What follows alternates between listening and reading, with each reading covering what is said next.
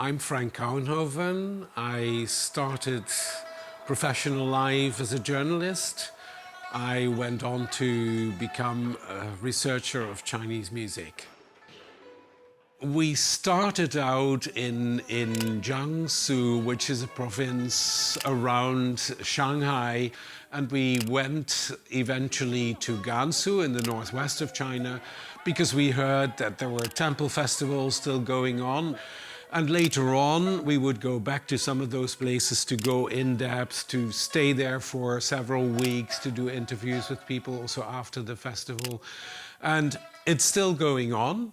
So even today, it's possible to do that kind of research. I'm still not finished, you know, there's so many questions left. It's a never-ending story.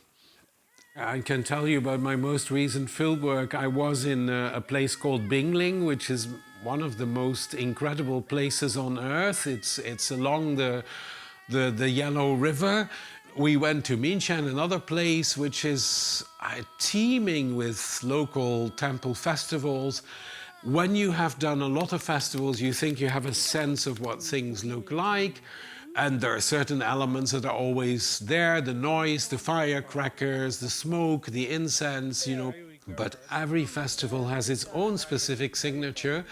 It's dynamic. China's a dynamic place.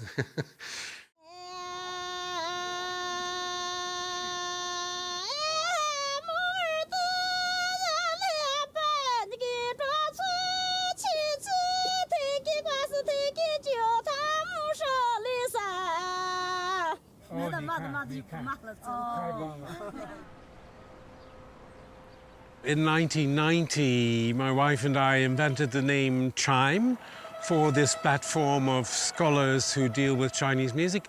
CHIME basically is an abbreviation of Chinese Music Europe, but it's also a reference to chime as an instrument, which basically symbolizes harmony and togetherness. So we have had 27 conferences internationally, most of them in Europe, some in America, some in China. And now we are at the 28th conference here in Cork in Ireland. And the topic this year is digital futures for Chinese music.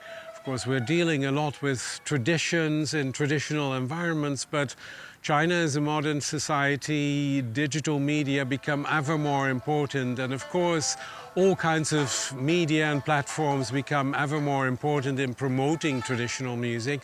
So that's what we're discussing in this meeting.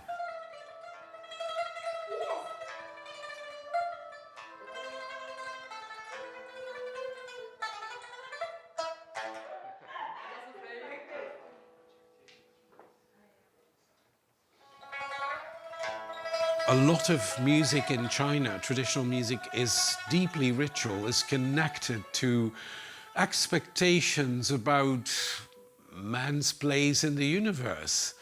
They are still connected in all sorts of ways with ideas about what it means to have a very fragile and short life in an environment, a wider environment that we fail to understand. We don't know what we're doing here on Earth. We don't know why we are here.